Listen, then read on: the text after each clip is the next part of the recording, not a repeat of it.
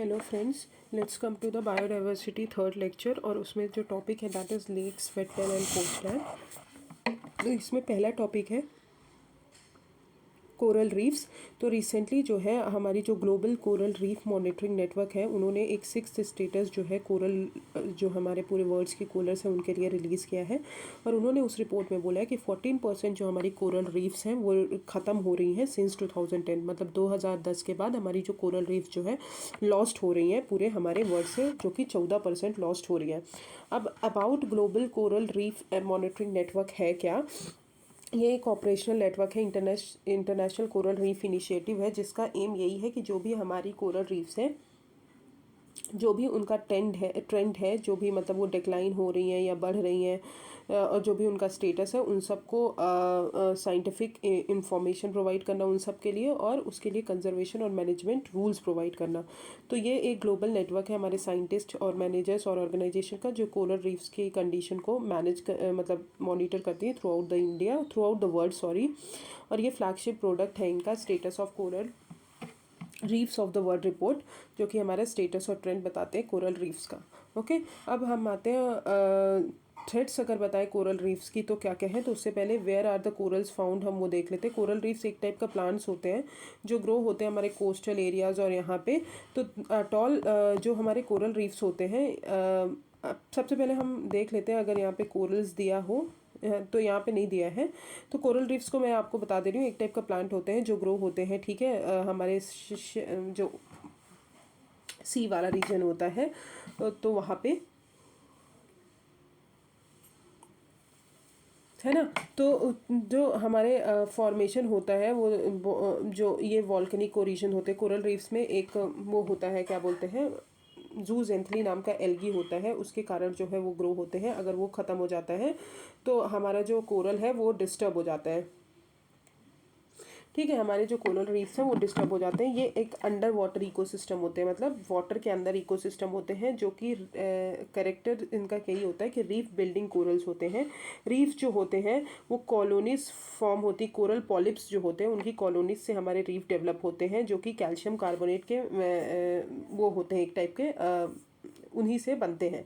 अब most of the coral reef जो हैं वो स्टोनी कोरल्स होते हैं, और पॉलिप्स क्लस्टर जो होते हैं वो ग्रुप्स में फॉर्म करते हैं। ओके, तो ये हो गए कोरल। और एक जूजेंथली नाम का एल्गी रहता है उनके अंदर, जो कोरल्स को देखते हैं,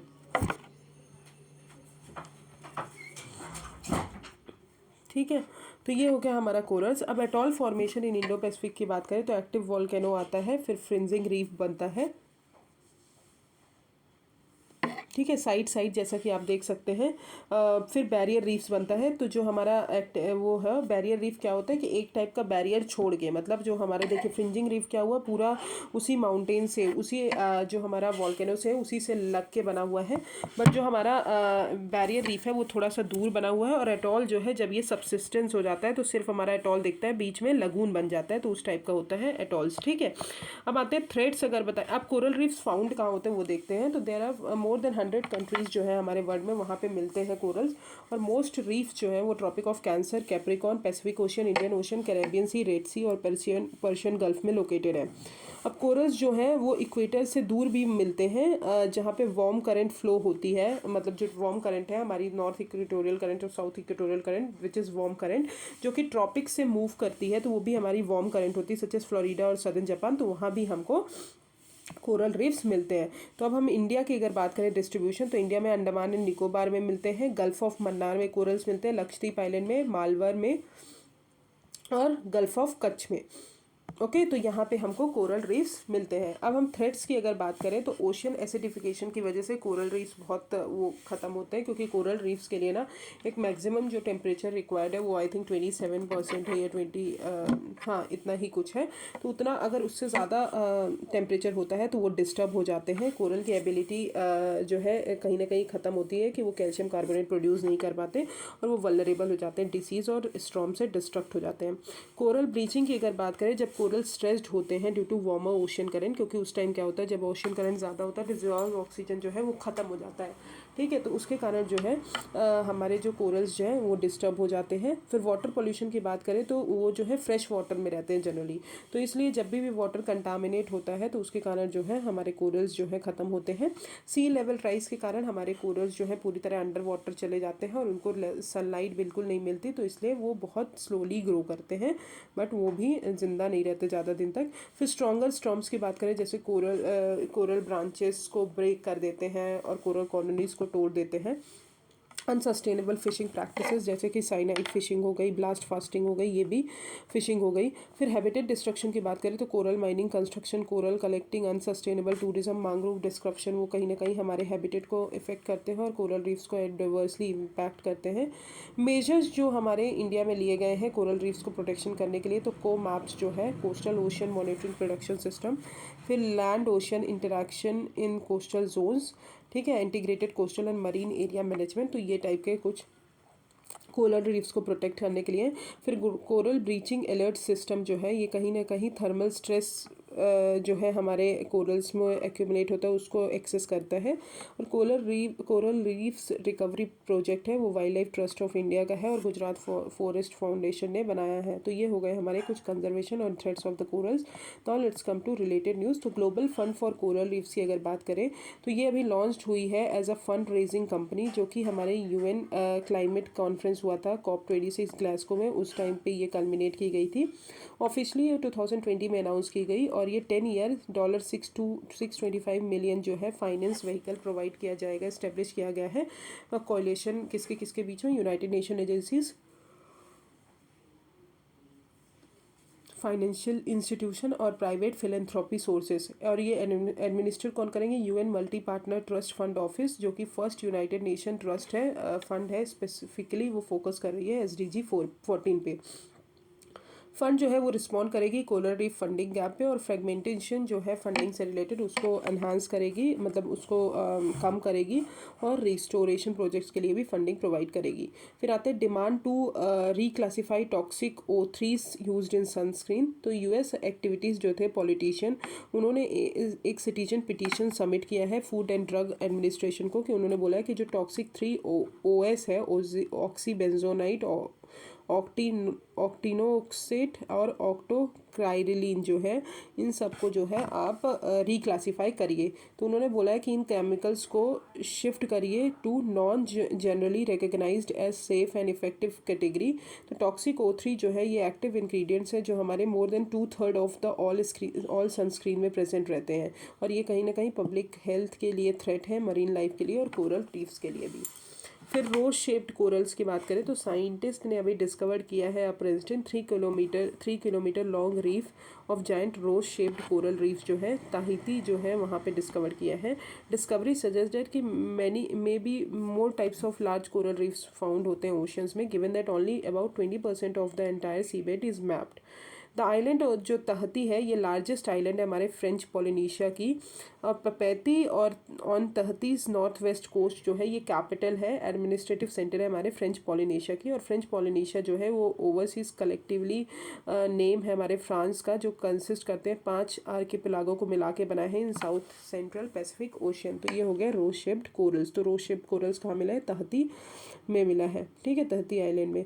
अब हम आते हैं न्यू रामसर साइट्स, ठीक है। तो रामसर साइट्स पिछली बार भी न्यूज़ में था, 6 रामसर साइट्स जुड़ी थी, इस बार देखते हैं कितनी। तो 7 new wetlands were designated as Ramsar site in India in the year 2021। तो फिर से 7 न्यू वेटलैंड्स डेजिग्नेट किए गए हैं और इंडिया जो है पार्टी है हमारी रामसर साइट की।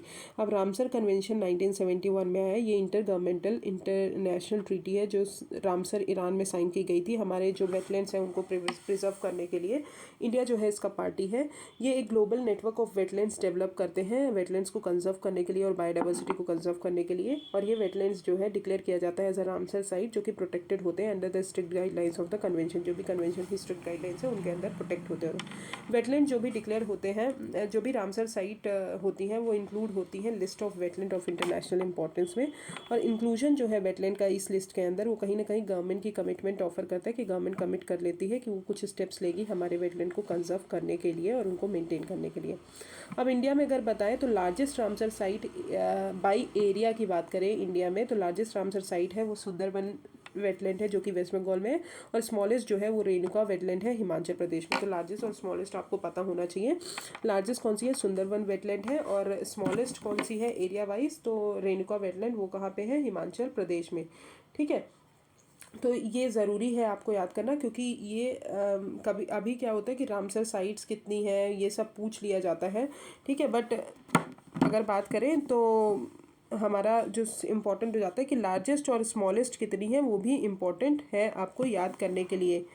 ठीक है, okay, now let's come to Ramsar wetland sites की अगर बात करें तो आप देख सकते हैं अभी कितनी साइट्स हो गई हैं, 49 साइट्स हो गई हैं। ठीक है, कितनी साइट्स हो गई हैं? 49 रामसर साइट्स हो गई हैं। क्योंकि कुछ रामसर साइट्स के नेम है कब कब डिक्लेयर किए गए हैं जो आपको याद करना है, बट टोटल कितनी है? 49 है। ओके, अब आते हैं कुछ 9 क्राइटेरिया है हमको वेटलैंड आइडेंटिफाई करने का नेशनल इंपॉर्टेंस के लिए। तो अगर बात करें तो सबसे पहला है एक रिप्रेजेंटेटिव रेयर और यूनिक एग्जाम्पल होना चाहिए हमारे नेचुरल और नियर नेचुरल वेटलैंड का। ठीक है, vulnerable, endangered, critically endangered, threatened species को सपोर्ट करना चाहिए। पॉपुलेशन, प्लांट और एनिमल स्पीशीज़ को वो सपोर्ट करना चाहिए। जो क्रिटिकल स्टेज में है लाइफ साइकिल के, उनको भी सपोर्ट करना चाहिए। रेगुलरली सपोर्ट करना चाहिए। 20,000 और मोर वाटर वर्ड्स आ रही हैं। 1% इंडिविजुअल्स जो है हमारे पॉपुलेशन की ऑफ वन स्पीशीज़, उनको भी सपोर्ट करना चाहिए।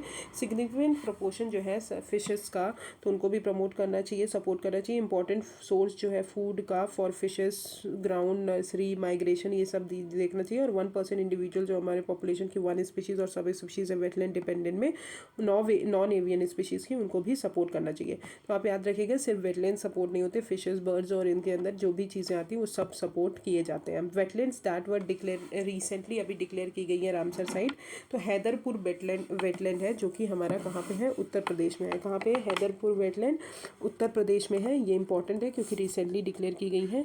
ये एक ह्यूमन मेड वेटलैंड है जो कि 1984 में फॉर्म किया गया था by construction of Madhya Ganga barrage, जो कि फ्लडप्लेन है हमारे रिवर गंगा का, और ये पार्ट है हस्तिनापुर वाइल्ड लाइफ सेंचुरी का। फ्लोरा एंड फोना की बात करें तो 15 ग्लोबली थ्रेटेंड स्पीशीज़ आती है, such as critically endangered gharials, endangered hog deer, ये सब आते हैं। फिर वंधावा वेटलैंड आता है। वंधावा वेटलैंड गुजरात में है। ये रिजर्वायर 1910 में क्रिएट किया गया था bye farmer Baroda state.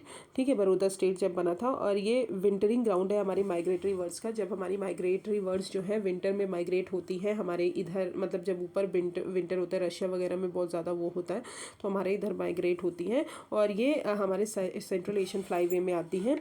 Flora and fauna की बात करें तो माइग्रेटरी बर्ड्स जो है जैसे कि endangered Pallas fish, eagle, vulnerable common post और near threatened Dalmatian, pelican, grey headed fish eagle, ये सब आते हैं। और रेसिडेंट वर्ड्स जो हैं जैसे कि वल्नरेबल रिवर टर्न हो गए, सरूस क्रेन हो गए, ये सब भी हमारे इसमें आते हैं। तो वंधावा वेटलैंड गुजरात से है। फिर खिजड़िया वेटलैंड सेंचुरी, ये भी गुजरात से है। ये फ्रेश वाटर वेटलैंड है जो कि हमारे गल्फ ऑफ कच्छ के कोस्ट पे है। ये फॉर्म हुआ था due to creation of bund dyke in 1920, जो फार्मलैंड जो है सॉल्ट वाटर इंग्रेस जो आता था अंदर की तरफ आता था उसको प्रोटेक्ट करने के लिए। फ्लोरा एंड फोना जो है इंडियन बेडलियम ट्री, डैल्मेशियन पेलिकन, तो ये सब जो है। फिर विंदाबस वाइल्ड लाइफ सेंचुरी, ये रोहतक हरियाणा में है। रोहतक हरियाणा में, याद कर लीजिए। Human made fresh water wetland है जो कि लार्जेस्ट वेटलैंड है हमारे हरियाणा स्टेट का। ये वेटलैंड प्रोटेक्टेड एरिया डिक्लेयर किया गया है 1986 में, और डेजिग्नेट है as an eco sensitive zone by ministry of environment, forest and climate change. फिर आते हैं सुल्तानपुर नेशनल पार्क, ये गुरुग्राम हरियाणा में डिक्लेयर किया गया है। ये एक शैलो लेक है जो कि सुल्तानपुर नेशनल पार्क के कोर एरिया में है। इस fed by overflow from neighbouring canals और फील्ड्स। ठीक है, मिनिस्ट्री ऑफ एनवायरनमेंट फॉरेस्ट ने 5 किलोमीटर का एरिया जो है इस पार्क के अंदर ही इको सेंसिटिव जोन डिक्लेयर किया गया है। फ्लोरा एंड फोना की बात करें तो क्रिटिकली एंडेंजर्ड, सोशिएबल, लॉम्पिक, ये सारी चीज़ें आती हैं। फिर थोल लेक वाइल्ड लाइफ सेंचुरी, ये महसाना डिस्ट्रिक्ट गुजरात में लोकेटेड है, और ये भी सेंट्रल एशियन फ्लाईवे में एक है। फ्लोरा एंड फोना की बात करें तो critically endangered white rumped vulture है, सोशिएबल लॉम्पिक हो गई, सरूस क्रेन हो गई, ये सब यहीं पर आती हैं। फिर वकीरा वाइल्ड लाइफ सेंचुरी जो है ये भी उत्तर प्रदेश में है। ये प्रोवाइड करता है सेफ विंटरिंग ग्राउंड फॉर जो भी माइग्रेटरी स्पीशीज़ हैं सेंट्रल एशियन फ्लाईवे से आती हैं उनको।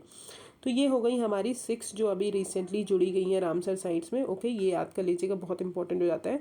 अब wetland of India portal launch, तो मिनिस्ट्री ऑफ एनवायरमेंट फॉरेस्ट ने wetland of India portal launch किया है, जो इनिशिएटिव है, एक सिंगल पॉइंट एक्सेस है जहाँ पे सारा इन्फॉर्मेशन वेटलैंड के बारे में पता होगा और वो डिसमिनेट किया जाएगा वेटलैंड साइट्स के बारे में। ये 46 इंडियन स्टेट्स साइट्स जो हैं उसके इसके अंदर रिकग्नाइज्ड है as a wetland of international importance under Ramsar site. तो ये हो गई हमारा वेटलैंड रामसर साइट। फिर आते हैं ब्लू फैक्ट सर्टिफिकेशन। तो चंद्रभागा बीज एक टाइम पे बहुत ज़्यादा न्यूज़ में था उड़ीसा में कि उसको ब्लू फैक्ट सर्टिफिकेशन दिया गया है, इसलिए ये इंपॉर्टेंट हो जाता है।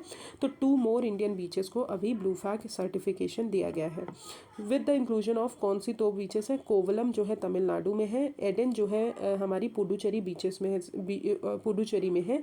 तो ये दोनों को मिला के अब 10 बीचेस जो है हमारे यहाँ ब्लू फ्लैग सर्टिफिकेशन मिल गया है। अब ब्लू फ्लैग बीच जो है ये इको टूरिज्म मॉडल है, जो कि हमारी टूरिस्ट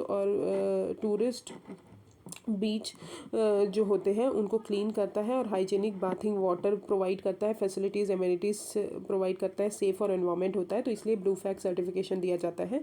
सर्टिफिकेशन कौन देता है? Denmark based foundation for environment education देती है, जो 33 क्राइटेरिया पे बेस्ड है 4 मेजर हेड्स में: environmental education, information, bathing water quality, environment management and conservation and safety and sources in the beaches.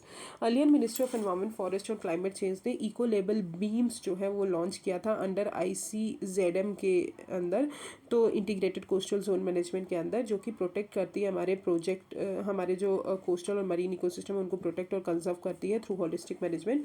और जो इंटीग्रेटेड कोस्टल जोन मैनेजमेंट है वो हमारे सस्टेनेबल डेवलपमेंट को प्रमोट करता है और कोस्टल जोन्स को मैनेज करता है। ओके, तो ये हो गया हमारी ब्लू फ्लैग सर्टिफिकेशन। अब कौन कौन सी है? तो शिवराजपुर है जो कि हमारी गुजरात में है, फिर गोखला भी हमारी गुजरात में है, फिर उसके बाद कसड़गांव हमारी कसड़गांव हो, फिर पुडुविद्री हो गई, फिर कप्पड़ हो गई, फिर कोवलम हो गई जो अभी तमिलनाडु से जोड़ी गई है, फिर एडन हो गई पुडुचेरी से, ऋषिकोंडा हो गई, फिर गोल्डन हो गई और राधानगर हो गई। तो ये हो गई 10 ब्लू फ्लैग सर्टिफिकेशन जो आपको याद होना चाहिए। क्या होता है, रामसर साइट बहुत बार पूछा गया है, तो ब्लू फ्लैग सर्टिफिकेशन अब पूछा जा सकता है, इसलिए ये आपको याद होना चाहिए। अब आते हैं amendment to the coastal regulation zone notification 2019।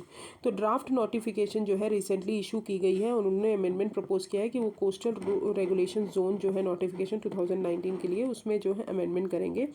तो ड्राफ्ट नोटिफिकेशन की अगर बात करें तो नोटिफिकेशन जो है अभी इशू किया गया है इन एक्सरसाइज एनवायरमेंट प्रोटेक्शन एक्ट के अंदर। की चेंजेस उन्होंने बोला है कि डेवलपमेंट और प्रोडक्शन जो है ऑयल और नेचुरल गैस का और एक्सप्लोर करेंगे ड्रिलिंग ऑपरेशन, ये सब एग्जेम्प्टेड है फ्रॉम प्रायर CRZ क्लियरेंस। क्या होता है कि 2 CRZ क्लियरेंस लेने के लिए आपको स्टेट गवर्नमेंट और या फिर सेंट्रल गवर्नमेंट की परमिशन लेनी पड़ती है।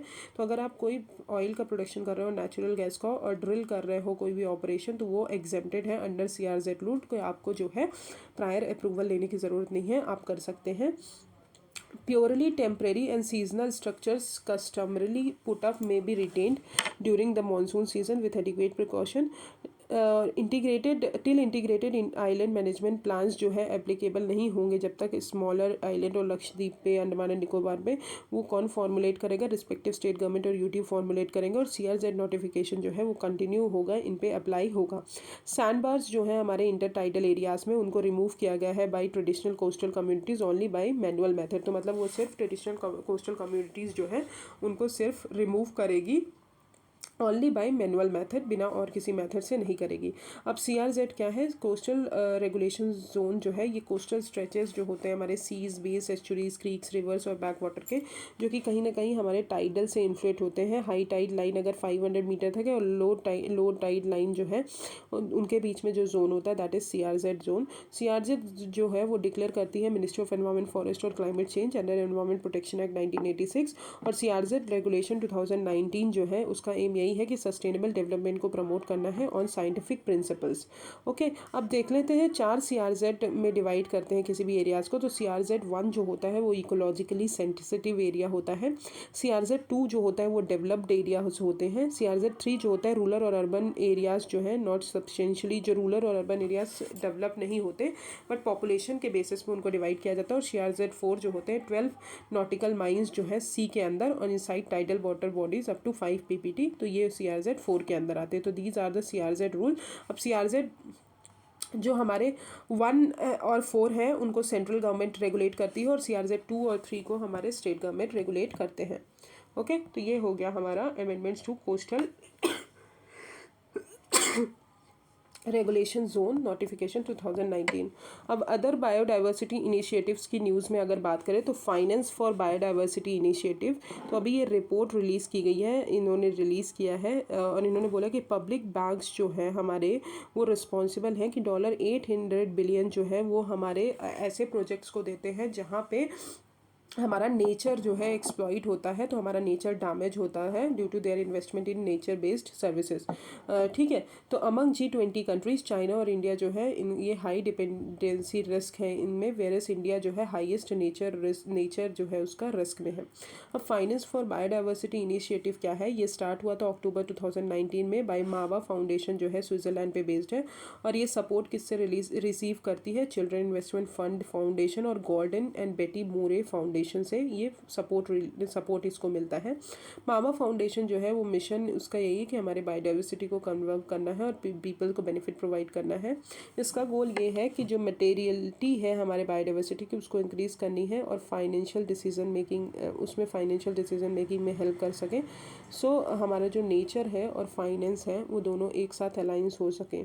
अब ये वर्क करती है across 5 work stream, market efficiency, innovation, enhanced liability, citizen engagement, public finance and nature market. तो ये हो गई फाइनेंस फॉर बायोडाइवर्सिटी इनिशिएटिव।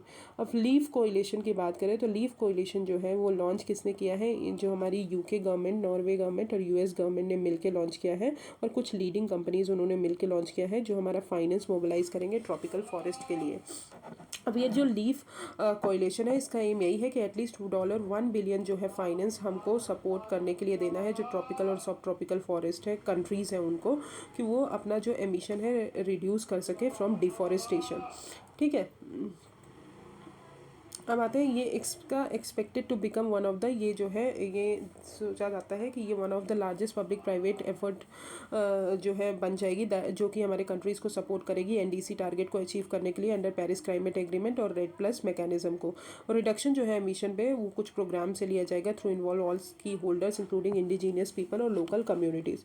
फिर आते हैं बायोडाइवर्सिटीज़ बाई 2030 इनिशिएटिव, तो ये एक जॉइंट इनिशिएटिव है world economic forum of government of Colombia का।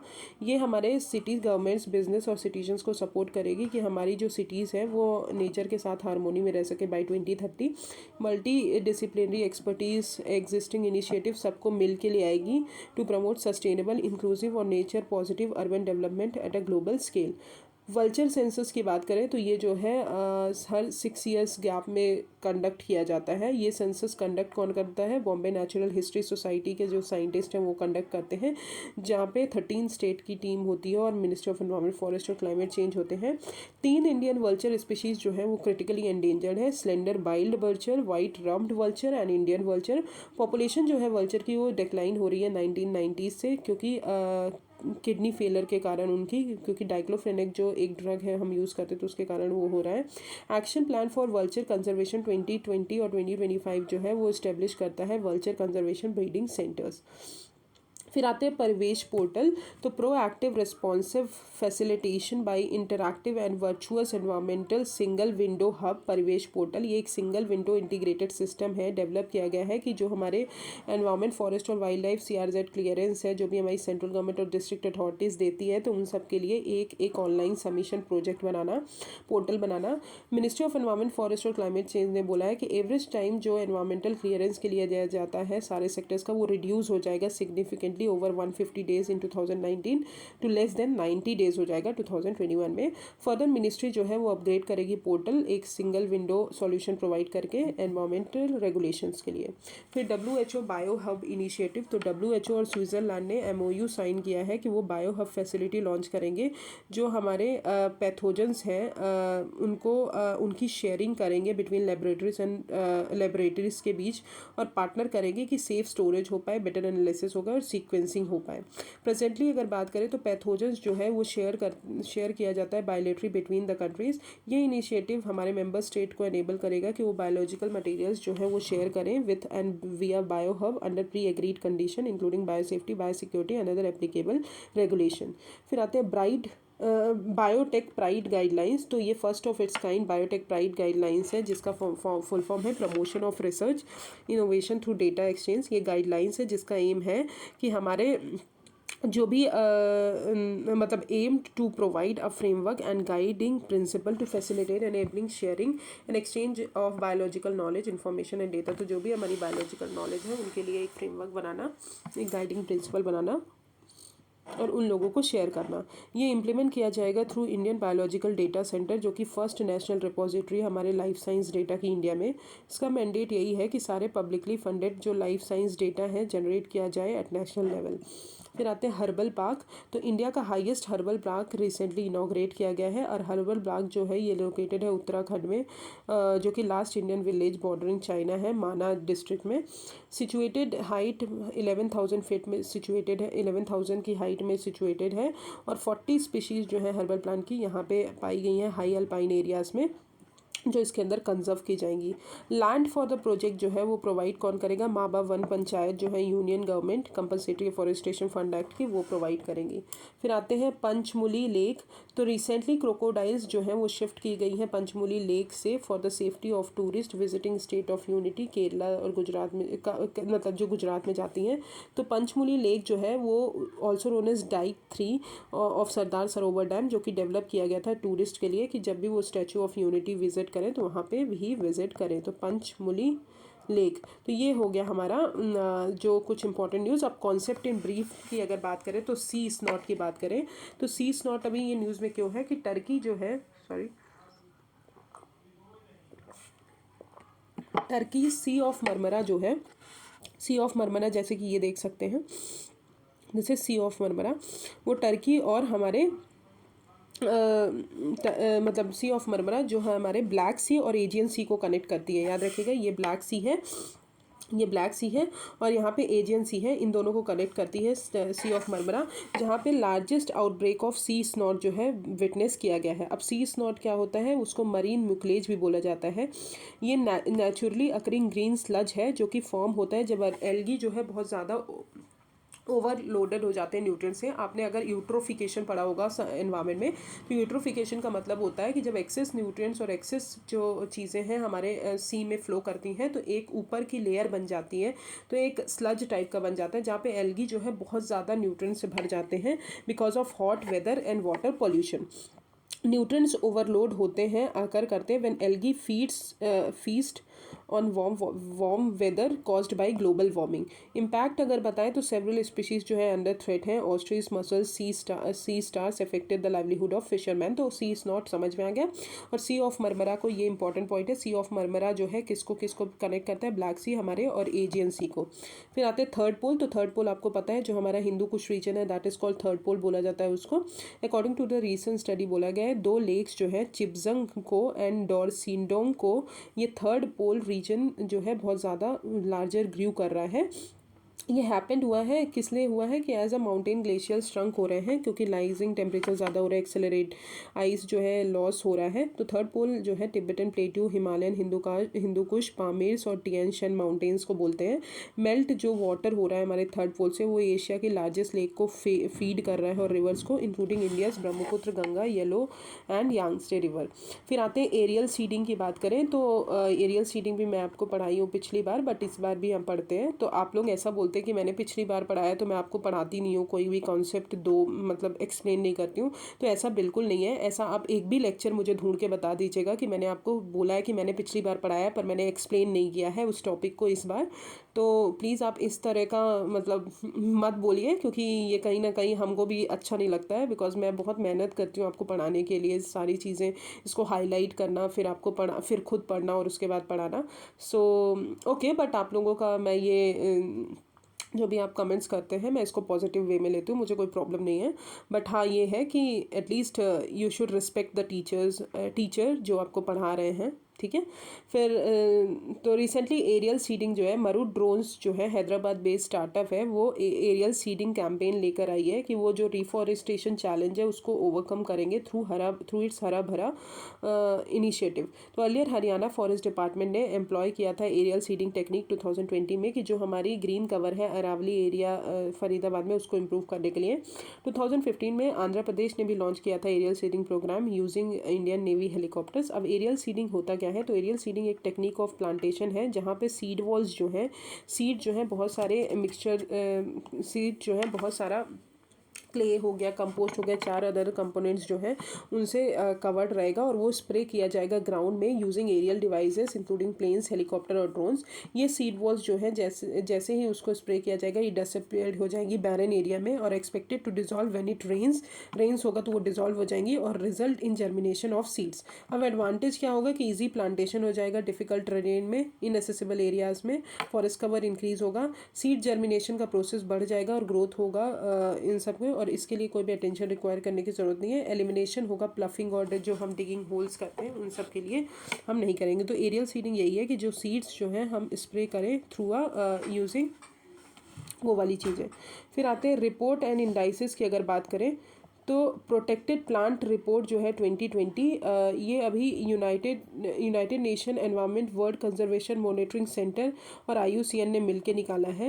ये ये प्रोटेक्टेड प्लांट रिपोर्ट है जो बायएनियल रिलीज़ की जाती है। बायएनियल मतलब 2 साल में एक बार, जो हमारे प्रोटेक्टेड और कंजर्व एरियाज़ को एक्सेस करती है।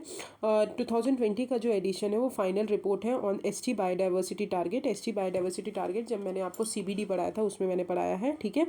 तो ये जो है it is the first in the series जो है जो कि डेटा इंक्लूड किया है एरिया बेस्ड कंजर्वेशन मेजर्स से in addition to protected areas. Other effective area based conservation measures की बात करें तो कंजर्वेशन और designation for areas that are achieving the effective in situ conservation biodiversity outside of protected areas, ठीक है, इनको भी इंक्लूड किया है। अब क्या क्या की फाइंडिंग्स हैं?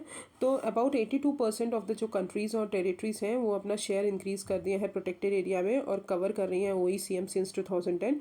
सिंस 2010 प्रोटेक्टेड एरियाज़ जो हैं almost 21 million kilometer square cover कर रही हैं, have been added to global network. Of the area now covered, 42% was added in the past decade, with greatest growth has been in marine and coastal areas. Connectivity जो है protected areas OECM का improve हो रहा है, ठीक है। तो ये हो गए की findings. Now let's come to conflict and conservation. तो रिलीज्ड किसने किया है? IUCN ने ही रिलीज़ किया है कॉन्फ्लिक्ट एंड कंजर्वेशन रिपोर्ट। ये जो है कॉम्प्लेक्स रिलेशनशिप हमारे बताती है नेचर और आर्म कॉन्फ्लिक्ट के बीच की हाईलाइट्स। अगर बात करें तो मेजर थ्रेट्स जो हैं वो हमारे कॉन्फ्लिक्ट पोस्ट करते हैं: direct killing of wildlife, degradation of ecosystem, disruption of conservation effort. Arm conflict जो है पर्टिकुलरली प्रिवलेंट होता है some of the world's more biodiverse region में, और कॉन्फ्लिक्ट जो है वो लेस फ्रिक्वेंट है within the boundaries of natural reserves. Degradation जो है नेचर का वो एसोसिएटेड है with increasing risk of conflict. फिर आते हैं nature in a globalised world. तो ये IUCN ने रिलीज़ किया है, ये फर्स्ट रिपोर्ट है, IUCN की फ्लैगशिप रिपोर्ट सीरीज़ है nature in a globalised world. इसका पर्पस यही है कि सीरीज़ का पर्पस यही है कि जो हमारी इंपॉर्टेंस है नेचर कंजर्वेशन के लिए उसको main stream political economic decision making में लाया जाए। फिर future for all the need for human wild life को एग्जिस्टेंस रिपोर्ट, ये world wide fund for nature और UNEP ने रिलीज़ किया है मिलके। की फाइंडिंग्स अगर बताई जाए तो इंडिया जो है मोस्ट अफेक्टेड है by human wildlife conflict. This is because ये वर्ल्ड का सेकंड लार्जेस्ट ह्यूमन पॉपुलेशन है, as well as largest population हमारी tigers, Asian elephant, one horn rhino की यहीं पर मिलती है, इसलिए जो है कॉन्फ्लिक्ट ज़्यादा है। फिर नेचर बेस्ड सॉल्यूशन की बात करें तो ये रिपोर्ट का जो टाइटल है that is State of Finance for Nature report. ये release United Nation Environment Programme, World economic Forum और इकोनॉमिक्स ऑफ लैंड डिग्रेडेशन ने रिलीज़ की है। अब इकोनॉमिक्स ऑफ लैंड डिग्रेडेशन है का ये ग्लोबल स्ट्रैटेजी है सस्टेनेबल लैंड मैनेजमेंट की, जो कि ग्लोबल इनिशिएटिव है, 2011 में इस्टेब्लिश की गई है by United Nation Convention to Combat Desertification. बहुत सारे पार्टनर्स मिलकर इसको सपोर्ट करेंगे। रिपोर्ट हाईलाइट करती है कि नेचर बेस्ड सॉल्यूशन में हमको इन्वेस्ट करना है, जो हमारी ग्लोबल बायोडाइवर्सिटी है और लैंड डिग्रेडेशन टारगेट है उनको मीट करने के लिए। अब नेचर बेस्ड सॉल्यूशन जो है वो एक्शन है जो हमारे नेचर को प्रोटेक्ट करेंगे, रिस्टोर करेंगे और मैनेज करेंगे। की फाइंडिंग बताए तो more than half of the world's total GDP जो है वो मॉडरेटली और हाईली डिपेंडेंट है हमारे नेचर पे, जैसे कि एग्रीकल्चर, फूड, बेवरेज, कंस्ट्रक्शन जो है ये लार्जेस्ट सेक्टर है। Global biodiversity and land degradation target जो है वो तभी मीट कर पाएंगे जब तक एनुअल इन्वेस्टमेंट NBS में हम ट्रिपल नहीं कर देंगे बाई 2030 तक, और 4-fold जो है 2050 तक नहीं कर देंगे। करंटली पब्लिक सेक्टर स्पेंडिंग जो है NBS पे ये डोमिनेट की जाती है by United State and China, followed by Japan, Germany and Australia. फिर आते हैं इकोसिस्टम रीस्टोरेशन की बात करें तो रिपोर्ट का टाइटल है ecosystem restoration for people, nature and climate, जो कि रिसेंटली रिलीज़ की गई है। UNEP और FAO ने मिलकर रिलीज़ किया है। ये रिपोर्ट पब्लिश की गई है UN decade on ecosystem restoration 2021-30। अब इकोसिस्टम रीस्टोरेशन का मतलब यही होता है कि जो हमारी इकोसिस्टम है उसको रिकवरी प्रोवाइड करनी है। रिकवरी कैसे, कि जो भी डिग्रेड हो रहा है, डिस्ट्रॉय हो रहा है, उसको रिकवर करना है कि वो डिग्रेड ना हो और उसको कंजर्व करना है। की फाइंडिंग की बात करें तो we are using equivalent of 1.6 earth जो कि यूज़ कर रहे हैं अपना करेंट वे ऑफ लाइफ को मेंटेन करने के लिए, जो हमारी डिमांड से कीप अप नहीं कर पा रहे हैं। एवरी ईयर इकोसिस्टम सर्विसेज जो है मोर देन 10% है हमारे ग्लोबल इकोनॉमिक आउटपुट में लॉस्ट हो रही हैं। Around 1/3 of the world's farmland जो है वो डिग्रेड हो रहा है और about 87% of the inland wetland world wide disappear हो रहा है और 1/3 of the commercial fish species over exploit हो रही हैं। अब डिग्रेडेशन जो है ये अफेक्ट कर रहा है हमारे वेलबिंग को of 40% of the world population. Restoration जो है एसेंशियल है for keeping global temperature 2 degree Celsius among other benefit. फिर आते हैं state of the world trees 2021। तो ये लंदन बेस्ड बॉटनिकल गार्डन जो है कंजर्वेशन इंटरनेशनल वो रिलीज़ करती है। अब ये है क्या, बॉटनिकल गार्डन कंजर्वेशन इंटरनेशनल, तो ये एक इंडिपेंडेंट यूके चैरिटी है जो कि इस्टेब्लिश 1987 में हुई थी, जो हमारे बॉटनिकल गार्डन्स जो है हमारे वर्ल्ड के उनको लिंक करेगी with a global network of for plant conservation. ये एक मेंबरशिप ऑर्गेनाइजेशन है जो हमारे बॉटनिकल गार्डन्स जो है मोर देन 100 कंट्रीज़ में उनको एक साथ लिंक करती है। According to the report India में 18% ट्री स्पीशीज़ जो है वो थ्रेटेंड है विथ एक्सटेंशन है और इंडिया जो है होम है 650 एंडेमिक ट्रीज स्पीशीज़ का, जो कि हमारे और कहीं फाउंड नहीं होती। फिर आते हैं state of India's environment report 2021 जो कि central for science and environment release करती है। ये एक public interest research advocacy organisation है जो न्यू दिल्ली पे बेस्ड है और इंडिया का रैंक जो है अभी 2 प्लेसेस से कम हो गया है last year to 117 on 17 sustainable development goal. अब रीज़न क्यों ये कम हुआ है, तो हंगर और फूड सिक्योरिटी जो है वो हमारे यहाँ धीरे धीरे कम हो रहा है। अचीविंग जेंडर इक्वलिटी हम अचीव कर रहे हैं और रिजिलेंट इंफ्रास्ट्रक्चर बिल्ड कर रहे हैं और सस्टेनेबल इंडस्ट्रियलाइजेशन और इनोवेशन कर रहे हैं। इंडिया का रैंक जो है साउथ एशियन कंट्रीज़ में वो कम है, भूटान, नेपाल, श्रीलंका और बांग्लादेश से। ओवरऑल SDG स्कोर की बात करें तो इंडिया जो है 61.9 आउट ऑफ 100 जो है इसका रैंक है। तो ये हो गया state of India's environment report. अब सस्टेनेबल डेवलपमेंट हम कल पढ़ेंगे। Thank you so much.